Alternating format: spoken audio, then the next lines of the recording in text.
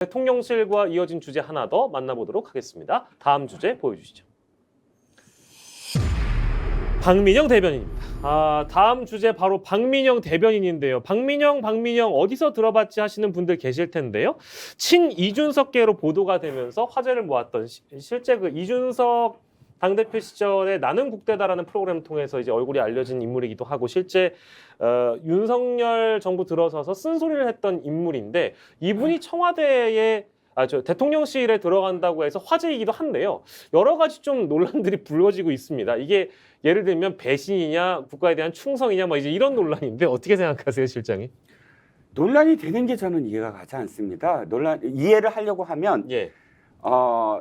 뭐냐면 적은 아군이었는데 아군인 줄 생각했더니 역시 적이더라. 이런 어떤 거기에 대한 배신감 이렇게 느껴져요. 예. 자, 좀 더 들여다보죠. 자, 박민영 대변인 여당 대변인입니다. 그런데 대통령을 향해서 대통령이 문자를 갖고 굉장히 비판적인 논평을 했어요. 예. 대변인은 사적인 이야기를 할 수 있는 사람이 아니잖아요. 예. 대변인의 말은 당의 공식적인 입장이 돼야 되는 겁니다. 네네. 그렇다면 그게 아니라면 확실하게 난 이거 논평 아니야, 대변인 아니고 내 사적인 지금 뭐 판단이야라고 전제를 하고 이야기하던가. 근데 그렇지 않고 대변인이 지금 대통령을 정면으로 비판을 했습니다. 마치 그게 너무 잘한 일인 양 받아들여지는 상황들이 주로 또 민주당 진영이나 혹은 좌파 진영에서 예. 박수를 보내고 지지를 보냈어요. 예. 그런데 특히나 또 뭐 청년층이라고 지금 표현되는 사람들. 그런데 대통령실을 갔다고 해서 갑자기 배반이다? 배반이라는 단어가 왜 사용되나요? 배반이라는 건 어디에 정말 그 로열티를 갖고 충성하는 사람이 거기에 대해서 반하는 행동을 했을 텐데 박민영 그러니까 여당 대변인이 그거 적절하지 못했던 발언을 했다고 치더라도 역시 여당 대변인이에요. 그러면 여당과 집권 여당과 그다음에 집권 여당인 권력을 창출했으므로 그 대통령실 권력까지도 포함을 해서 사실상 충성을 해야 되는 뭐 충성이라는 표현이 좀 정근대적이라면 거기에 정말 그 성공을 위해서 자신의 정치 행위를 해야 되는 사람이에요. 그렇다면 대통령실에 가서 일하는 것도 역시 큰 범주 내에서 같은 얘기거든요. 근데 비판을 한다? 그럼 이 비판은 뭐냐면 좌파 진영. 일 수밖에 없죠. 왜냐하면 야 대통령 더 깔아, 더 신나게 후드려 깔아. 근데 여당 대변인이니까 얼마나 좋아. 여당 대변인이 아이러니하게도 자기 대통령을 해 하고 막 응원을 해줬다가 그걸 안 하고 그 안에 들어간다니까 저 배신이야. 왜 내가 생각했던 것과 반대로 가니까 더 까야 되는데 뭐 이런 식의 사고를 갖고 있거나 청년층도 마찬가지입니다. 이준석을 옹이하는 것이 그냥 이게 개딸이나 마찬가지예요. 그렇다면 개딸이나 뭐 양아랑 마찬가지죠. 개딸과 양아를 비판하는 이유가 뭔지 아세요? 맹목적인 지지. 이건 종교예요. 그러니까 뭘 잘못했으면 잘못했다라고 이야기하고 그 자기가 추앙하는 사람일지라도 이게 정치행위거든요. 나의 정치 이념과 철학에 맞는 을 이야기하면서 이 사람이 맞을 것 같으니까 지지를 하는 거지. 이 사람이 하는 건 무조건 다 옳아. 이건 종교잖아요. 근데 지금 이준석을 옹호하는 사람들 청년이라는 층도 지금 거의 그 분위기로 가고 있어요. 그래서 이준석과 뜻을 같이 한 것처럼 보인 박민영이 거기에 대해서 반하는 행동을 하니까 배신이다. 배신이란 용어 자체를 다시 공부하셔야 될 것 같고 지금의 어떤 박민영 왕따 분위기 이건 그야말로 저는 이게 그 진짜 정치의 희화화다라고 여당 대변인이 대통령실 가는 것을 갖고 이렇게 논란이 되는 그런 세상 이게 더 웃기는 세상이라고 봅니다. 이제 그 한 가지 논란은 이제 충성인 것이냐 아니면 이제 배신인 것이냐 이제 이른바 이제 이런 프레임인 것이고 강진영님 어제는 이준석을 감싸더니 오늘은 윤석열을 감싼다. 이게 배신이 아니라고라는 물음표를 댓글을 남겨주셨습니다. 일단 뭐 소개는 해드렸고요. 근데 이제 보니까 그 대변인으로 임명됐다는 소식이 전해지면서 대통령실 관계자, 그러니까 핵심 관계자라고 얘기하는데 아마도 강인선 대변인 같아요. 강인선 대변인 일단 핵심 관계자라고 하겠습니다. 핵심 관계자를 만나서 기자들이 인터뷰를 해봤는데 왜 임명을 했느냐? 2030 세대의 마음을 이해하고 대통령실의 입장에 반영할 수 있는 역할을 잘 해줄 것 같다 제의했고 수락 받았다. 근데 이제 대변인이기 때문에 혹시 뭐 대변인 연단에 서서 브리핑도 하고 하느냐 했더니 그 핵심 관계자와 상징적인 의미를 둔 거다. 브리핑 안 할 거다. 그리고 청년 대변인은 직함이고 실질적인 대변인 역할은 없다라고 대통령실 핵심 관계자가 얘기를 하면서 그러니까 이게 일종의 상징, 즉 허수아비 혹은 뭐 지지도를 고려한 청년 껴안기, 우린 이준석도 껴안았다 이런 거 아니냐라는 이제 의혹이 있는 것 같아요. 그건 어떻게 봐야 될까요? 제가 볼 때 대통령실 좀 이상한 것 같아요. 제가 볼 때는 설명하는 게 이것도 대통령실 이상한 아니, 뭘 겁니까? 이렇게 설명을 하죠? 취직을 했으면 역할이 있겠죠. 상징적 역할이 있다고 하는 건 말이 안 되는 거예요. 명예직이잖아요. 상징적인 역할이 있다는 건 명예직인 거예요. 근데 소위 거기 행정관으로 들어간 거잖아요. 예, 5급이라고 합니다. 행정관으로 들어갔으면 역할이 분명히 있는 거죠. 무슨 역할을 하는지 설명을 해줘야 되는 건데 오면 연단에 쓰지 않을 거다? 대변인인데 연단에 쓰지 않는다? 뭐 하는 거죠? 대변인이 뭘 하는 겁니까? 대통령실에서 나오고 있는 어떤 부분과 관련해서 청년 정책인데 모든 상관없이 그 부분에 대해서 국민들에게 알리는 역할을 하는 거잖아요. 근데 연단에 쓰지 않는다? 실질적인 일은 없다? 이렇게 얘기하게 되면 예. 오해를 살게 되는 거죠. 그러니까 예를 들면 대통령에게 문제 제기하니까 뭐 예를 들면 입 막으려고 그러는 거 아니야? 이런 얘기도 나올 수 있는 것이고 예. 그러니까 이 문제에 대해서 왜 이렇게 문제 제기해라고 말씀하실 게 아니라 대통령실에서 정확히 설명을 해주면 이런 얘기가 안 나와요. 설명을 이렇게 하니까 이런저런 의혹들을 얘기하는 거예요. 본인도 마찬가지예요. 사람에게 충성하지 않는다? 이거 뭐 예를 들면 이건 윤석열 대통령이 했던 얘기인데 이 얘기를 다 써먹어요. 이준석 당대표에 대해서 윤석열 대통령에 대해서 문제 제기한 거에 대해서는 왜 그랬냐라고 했더니 당 대변인이 그랬더니 사람에게 충성하지 않는다 이렇게 얘기했었고 그다음 이번에 들어갈 때 당신은 뭐야 배신이야 배반이야 이렇게 얘기했더니 사람에게 충성하지 않는다라고 얘기하는 것이고 네. 저는 이런 식의 그러니까 저도 윤석열 대통령 정도가 되면 이런 얘기 할 수 있어요. 본인이 한 행적이 있으니까 예. 그잖아요. 한마디 말해놓고 이렇게 얘기하니까 네. 제가 볼 때 좀 체급이 안 맞는 발언들을 하고 있다라는 생각이 하나 드는 것이고 예. 또 하나는 뭐 예를 들면 그렇게 얘기하고 또 언론에 나와서 방송 나와서 한 거 보니까 또 충성의 언어를 사용해요. 내가 부담스러웠을 텐데 흔쾌히 수락 이런 내용이 나와요. 그 사람이 흔쾌히 수락한 거잖아요. 그죠? 충성의 언어를 또 쓰고 있어요. 이준석에게 서운. 제가 볼 땐 충성의 언어를 쓰고 있는 거예요. 이렇게. 그거에 갖가지 또 이런 문제가 나오고 있잖아요. 좀 담백했으면 좋겠어요. 저는 대통령실에서 일해보고 싶었다. 네. 대변일 때는 대변인이지만 대통령에게 이렇게 예를 들면 쓴소리도 하고 싶었다. 근데 많은 욕을 얻어먹었다. 이런 거 관련해서 예. 아직 젊다. 젊기 때문에 대통령실에 들어가서 일을 좀 배우고 싶다. 5년 동안 열심히 일 배우고 나서 네. 정치 제대로 하겠다. 이 정도 얘기를 하면 좋은데 본인이 계속 다른 분들처럼 뭐 대변인입니다만 네. 중량감 있는 수석 대변인처럼 하시려고 하시는 것 같아요. 그러시지 마셔라. 예. 딱 자기에 맞게 말씀하시고 담백하게 하시면 예. 적어도 젊은 정치인에 대해서 우리나라 국민들이 많이 양해하는 게 있어요. 전 그렇게 좀 넘어가시면 좋겠다 생각이 들어요. 대통령실도 박 대변인도 함께 이제 냉정하게 비판을 해주셨는데 지금 그 논란 중에 또 하나 사안이 더 있는 게 지금 뭐 일배냐 아니냐 이제 이 논란이 또 있는 거죠. 박민영 대변인과 관련해서 김영기 대표. 네. 네. 일배 뭐예요? 일배 표현을 사용을 했다는 건데 음. 저는 그 전에 조금 더 제가 생각했을 때 좀 드리고 싶은 말씀이 네, 언론이나 이제 정치의 영역에서 보통 누구누구 퀴즈로 쉽게 분류를 하잖아요. 누구 개, 누구 라인. 이제 그렇게 하는데 상황에 따라서 이렇게 저렇게 말이나 행보들이 상당히 좀 역동적으로 바뀌는 경우들이 참 많이 있어서 그 분류를 믿을 수 있나 국민 입장에서는 그런 생각을 또 할 수도 있을 것 같습니다. 네네네. 그러니까 복잡한 정치 맥락을 언론이나 뭐 정치 영역에서 다 전달을 못하니까 일반 시민 입장에서는 저 사람이랑 편 아니었어?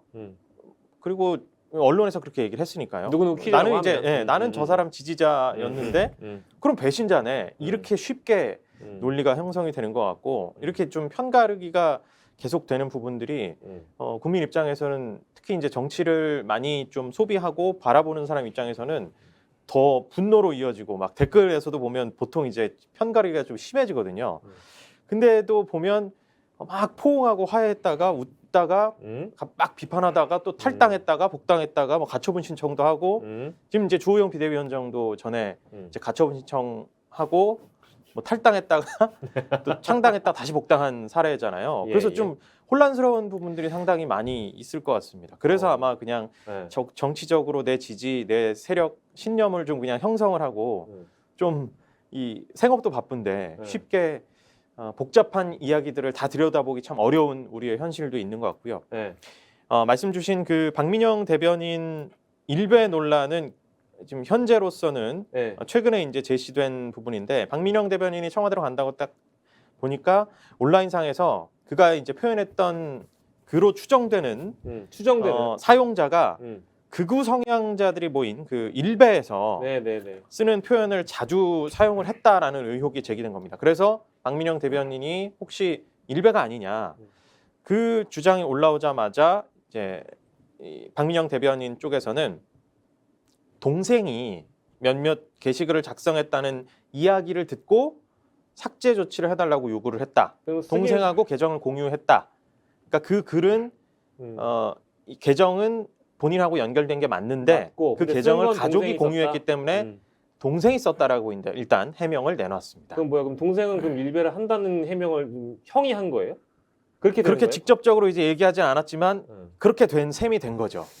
뭐 일배 표현은 뭐 저희가 굳이 입에 담진 않겠지만 뭐 예. 이제 홍어 얘기 나오고 뭐 또 운지 노 전 대통령 얘기 나오고 뭐 그렇습니다. 이제 이게 사실은 그러니까 임명하고 나서 불거진 그러니까 검증에 대한 문제도 당연히 걸려 있지만 또 대통령실이 논란에 또 휩싸일 수밖에 없는 사안이라서 어떻게 해석해야 두 될까요? 가지입니다. 딱 떠오르는 사람이 이재명 지금 후보예요. 이재명 후보 일베 의혹이 나자 나 일베 회원이다. 근데 거기서 무슨 얘기를 하는지 들어보고 싶어서 가입했다부터 저 김혜경 그 해경궁 논란 있죠. 해경궁 홍씨 이제 해경궁 홍씨가 아니지. 트위터였나? 김씨지. 해경궁 해경궁 김씨. 김씨. 해경궁 김씨 그 트위터 논란이 네. 뭐 해경궁 김씨가 그 뭐 김혜경 씨냐 아니냐보다 더 극악한 게 뭔지 아세요? 네. 그 안에 이 해경궁 김씨가 쓴 글들이 있어요. 뭐냐면 노무현 대통령의 죽음을 완전히 비하를 해서 정말 말로 표현할 수 없는 그런 표현들이 있어요. 그런 표현들을 써가면서 노무현 대통령의 죽음을 진짜 희화화합니다. 거기에 이재명 당시 성남시장이 좋아요 누르고 퍼나른 흔적이 있어요. 그런 흔적들과 일베 가입과 연결돼서 굉장히 많이 비난을 했는데 거의 지금 박민영 대표님과 거의 비슷해요. 난 뭐 내가 직접 한 거 아니고 뭐 이렇게 얘기합니다. 뭐 교차 지점이 있고요. 자, 박민영 일베 논란이 저는 그 불거진 시점을 저는 다시 들여다봅니다. 시점. 예, 시점 딱 오늘입니다. 오늘. 대통령실 간다니까 불거진 거예요. 아. 솔직히 말씀드리면 물론 대통령실이 그렇게 엄중한 건 맞아요. 뭐 네네. 여당 대변인이 검증과 대통령실의 검증은 달라야 되겠죠. 하지만 딱 뭐가 떠오르냐면 팔 걷어 붙이셨어요 예, 지금. 저기 윤석열 검찰총장 시절에 예. 청문회 딱 시작하니까 네. 지금의 야당 법사위 의원들이 전부 나서서 김건희 여사 도이치모터스 아무 죄 없다. 그거 다 검증한 거다부터 시작을 해서 예. 논문 전혀 문제 없다. 얼마나 그때 방어를 했습니까? 그리고 온갖 이 상황들을 전부 사실이 아닌 것으로 했던 사람들이 지금은 당장 끌어내려라. 당장 뭐 해라라고 목소리를 높입니다. 딱 똑같다고 생각을 해요. 지금 박민영 대변인 지금까지 그 윤석열 대통령 비판하니까 박수치고 밀어주다가 윤석열 대통령과 함께 한다니까 딱 너 일베지? 하고 카드 내미는 그런 세태를 저는 목도하고 있다고 생각을 합니다. 일종의 좀 그런 상황이다라고 이제 이재명 현 후보와 좀 비교해서 설명해 주셨고요. 김종욱 교수님 요거 좀 짧게 가능할까요? 아니, 그러니까 저는 예. 그 말씀의 뜻은 알겠는데요. 박민영을 얘기하는데 이재명이 나오고 인사 비판을 하게 되면 문재인이 나오고 현 정부의 어떤 정책 실패를 얘기하면 전 정부가 나오고 계속 이렇게 하시니까 지지율 떨어지시는 거예요. 그런데 한 가지만 아니요, 제가 지금 얘기하고 저도 있으니까요. 하면 문재인 정부 5년 내내 아니야. 문재인 대통령이 한 말이 나 이것은 모두 이명박 박근혜 때문이다라고. 아니 알겠으니까요. 5년 내내 했어요? 그러니까 하지 말자는 말씀을 드리는 거예요. 저희끼리 할 필요 없잖아요. 그러니까 왜 잘못한 걸 반복하시려고 그래요? 제가 아니, 말씀드리는 건 근데 일단 알겠다니. 그것도 반성을 하고. 아니 그러니까요. 그러니까 전 야당 의원들이 아니, 반성을 하고. 제가 얘기를 말씀드렸잖아요. 그러니까 검증 받았잖아요. 국민들이 선택을 해서 정권 교체가 됐잖아요. 뭘 더 하자라는 말씀이 저는 모르겠다는 거고 그 정도 했으면 됐다는 말씀을 드리는 거고 지금 바꾸라고 말씀하시는 거잖아요. 과거는 못 바꾸잖아요. 지금 이런 바꾸라고 얘기한 게 아니고 비유를 하는 거죠. 그 전 정부에서 했던 양태를 똑같이 하고 있다라는 거죠. 왜 박민영을 얘기하는데 이재명을 말씀하시냐고요. 제가 맨날 그런 거잖아요. 아니, 얘기하는 건. 자 봅시다. 일베 얘기를 해서 일베 회원이 이재명이다라고 얘기하는 게 지금 논란이 되는 건 박민영이잖아요. 아니, 그리고 근데 일베 논란이 왜 벌어졌냐는 얘기하기 조금만 들어보세요. 거잖아요. 박민영에 대한 문제 제기를 갖다 야당이 했냐고요. 아니 네티즌들이 한 거잖아요. 왜 그렇게 하시냐고요? 아니, 그러니까 야당이든 아니든 그럼 간에 들어보세요. 그러니까 비판을 하시면 그것이 야당인 것처럼 좌파인 것처럼 그렇게 말씀하지 말란 말씀을 드리는 거고요. 아니, 제가 일베에 대해서 이야기를 아니, 좌파라고 얘기한 적 없습니다. 아까도 좌파라고 말씀하셨어요. 발언 중에 제가 다른 얘기죠. 아니 그러니까 예를 들면 비판하는 사람이 좌파만 비판하거나 아니면 예를 들면 야당만 비판하는 게 아니라 말씀을 드리는 거예요. 국민의 70%가 부정적으로 볼 때에는 이유가 분명히 있는 거기 때문에 자기 스스로 반성하는 게 중심이라는 말씀을 드린 거고 전 적어도 예를 들면 지금 정부 여당을 지지하시고 예를 들면 이것을 옹호하시는 분들도 마찬가지인데 옹호하고 지지하시더라도 제가 볼 때는 국민적 정서에 입각해서 하셔야 된다고 저는 말씀을 드리는 거예요. 저 옹호하는 게 아니라 박민영 대변인 얘기를 하고 있고 박민영 대변인이 일베 논란이 있길래 일베 논란은 이러이러한 것들이 있다라고 말씀드리는 일베 논란에 나온 게 뭡니까? 그런 글을 쓴다는 거잖아요. 박민영이라는 사람이 청와대 대통령이 들어가는데도 불구하고 아니라 옛날 얘기죠. 아니야. 그러니까 예. 대통령실로 들어가는데 그런 과거의 전력이 있으니 문제 제기가 된 거 아니겠습니까? 그렇다면 비판할 수 있는 거죠. 당신이 진짜 쓴 거야 아닌 거야? 당신 진짜 예를 들면 일베 아니야? 물어볼 수 있는 거잖아요. 그랬더니 본인이 하는 얘기는 뭐냐면 자기는 안 썼는데 동생이 쓴 것 같다라고 얘기하는 거잖아요. 거기에 대해서 좋게 얘기할 수 있습니까?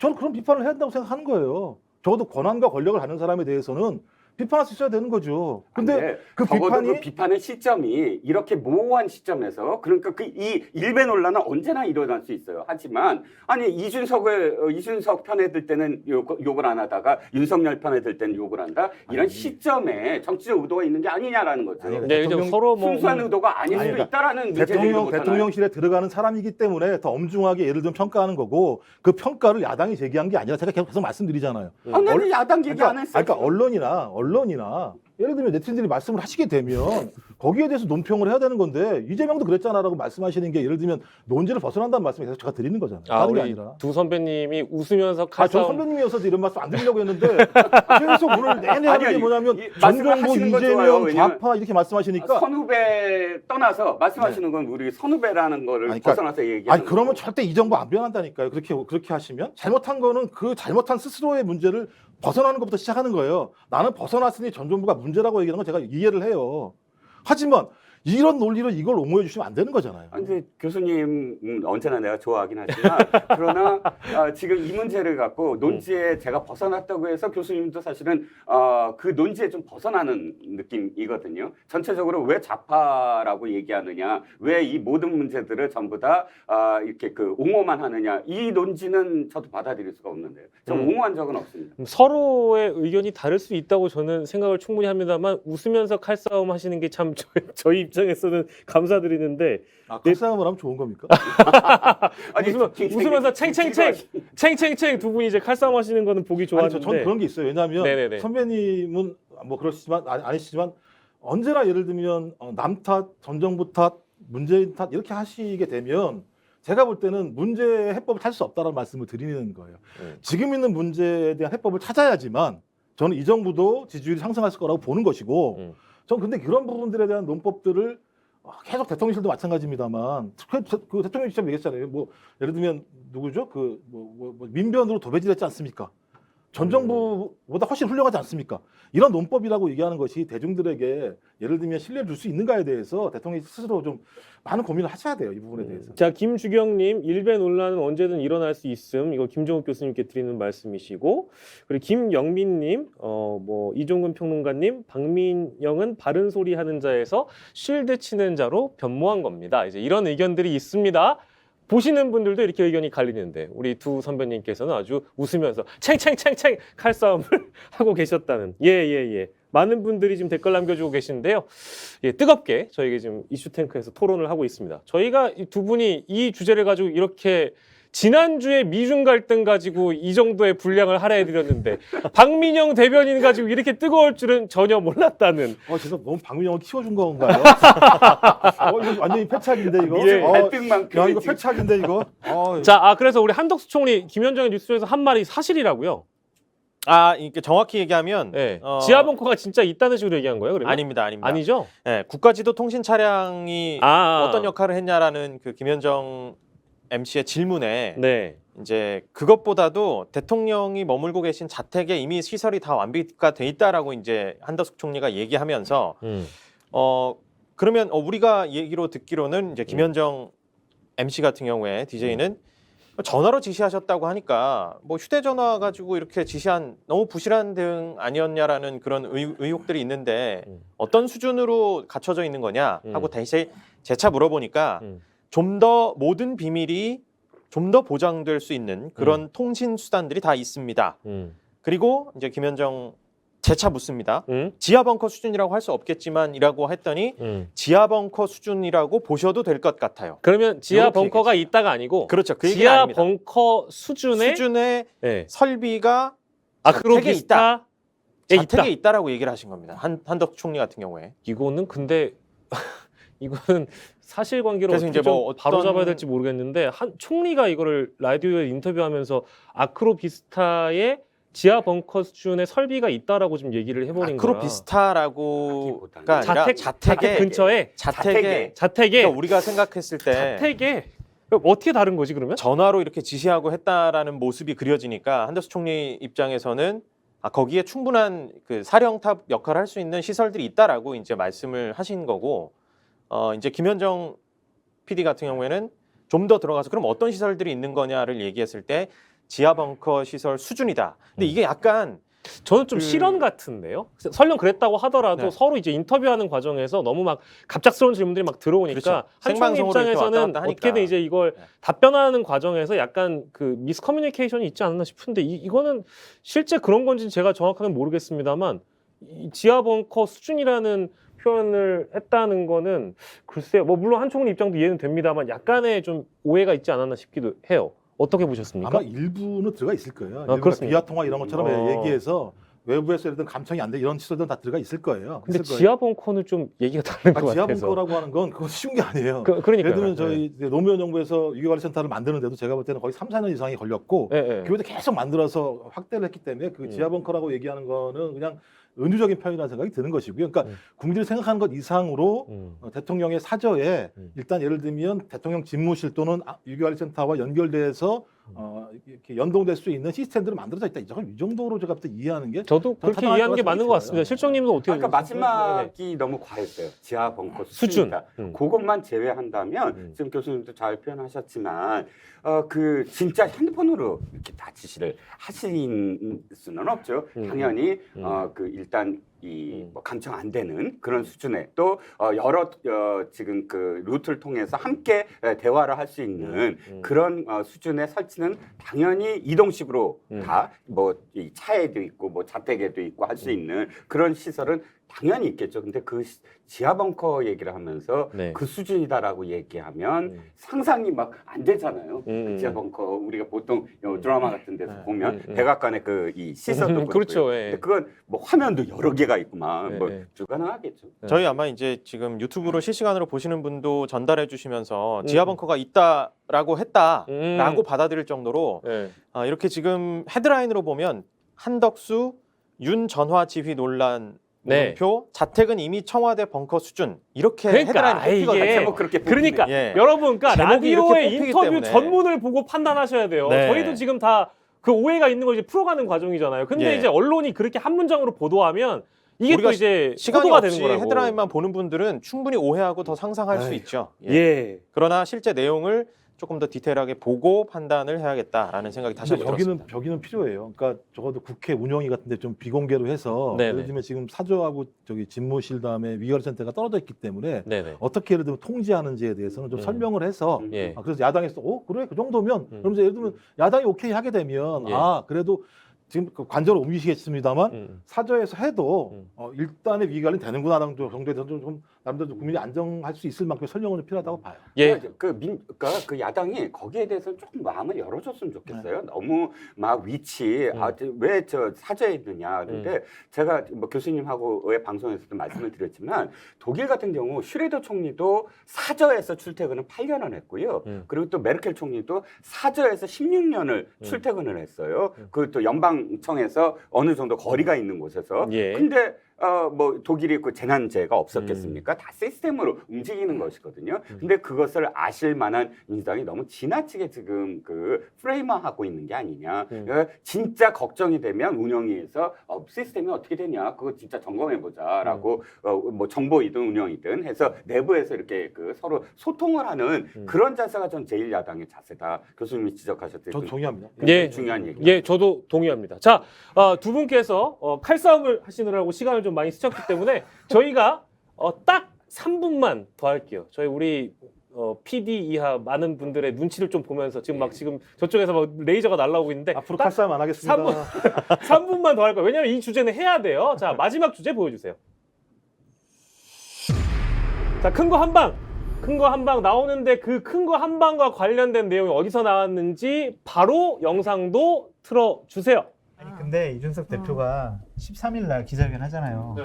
그때 큰 거 한 방 터뜨릴 테니까 기대하라고 잘 뭘 준비하고 터뜨릴까? 있다고 그렇게 친한 지인 몇 명한테 얘기를 했어요. 한번 지켜보시죠. 큰 정치 보통 짜잘하다고 하시니까 우리 그렇습니다. 이준석 대표의 기자회견이 13일에 예정이 돼 있어요. 근데 거기서 이제 큰 거 한 방을 터뜨릴 것이다라고 이제 뭔가 친진문이 있는 사람들에게 흘리고 다닌다라는 제보를 어제 장 소장께서 해주셨습니다. 이 뭐 돗자리 까는 시간입니다. 저희가 이제 원래는 50분에 마무리하는데요. 55분에 마무리하기 전에 우리 김종욱 교수님과 이종훈 실장께서 과연 이준석이 이런 상황에서 큰 거 한 방을 13일에 던진다? 뭘 던져요? 큰 거 한 방이 없구나라는 생각이 딱 드는 순간입니다. 그렇습니까? 왜냐하면 이준석 대표의 스타일을 한번 보시죠. 이준석 대표가 무엇인가를 할 때 사람들에게 흘린 적이 있나요? 아니요. 자기가 직접 메신저예요. 자기는 무엇인가를 하려면 언제든 언론이 달려왔고 SNS 한 줄만 하더라도 그 즉시 언론에 퍼집니다. 그런데 13일 날 뭔가를 하려고 하는데 측근들한테 나 할 거야 라고 하는 스타일인가요? 전혀 안 그래요. 이미 그 전에 밑자락을 깔든 뭘 하든 언론을 인터뷰를 했든 아니면 SNS를 통해서든 자기가 직접 나서서 모든 거를 주목을 끄는 스타일이지 흘리는 스타일이 아니거든요. 전공법을 언제나 합니다. 예. 그리고 그래서 스타일이 아니다. 이건 없을 것이다. 두 번째는 할 얘기가 없다. 할 얘기가 없다. 예. 만약에 여기서 만약 저 그 왁자지껄에서 지금 어떤 그 얘기의 느낌처럼 폭로?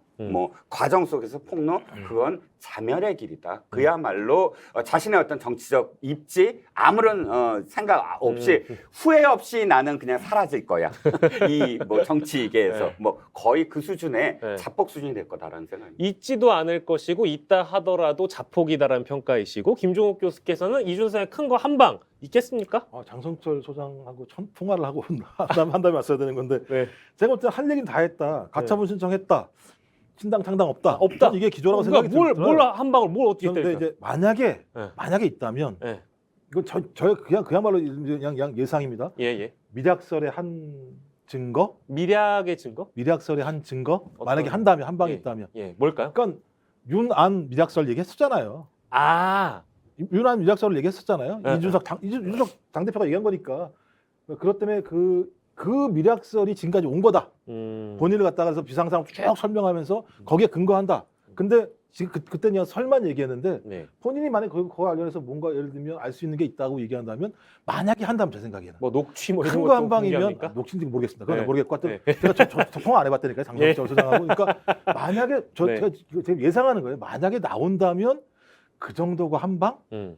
지금 그 외에는 나올 게 없을 것 같은데 아무 생각해도. 저도 어제 얘기 듣고 네. 사실 이 내용 저희가 저희 방송에서 나갔기 때문에 일단 소개는 해드리는데 과연 큰 거 한 방은 무엇일까 너무 궁금해서 두 분의 고견을 듣고자 마지막으로 겉절이로 준비한 주제였습니다. 우리 김영기 대표가 생각하기에도 큰 거 한 방 모르겠죠? 일단 8월 7일에 난 기사 중에 이 토요일 기자회견이 왜 이례적이니까 네네네. 기자들이 물어봤을 때 네. 연합뉴스에 이렇게 얘기했습니다. 8월 13일에 의미 부여하는 사람들이 있는데 아무것도 없다.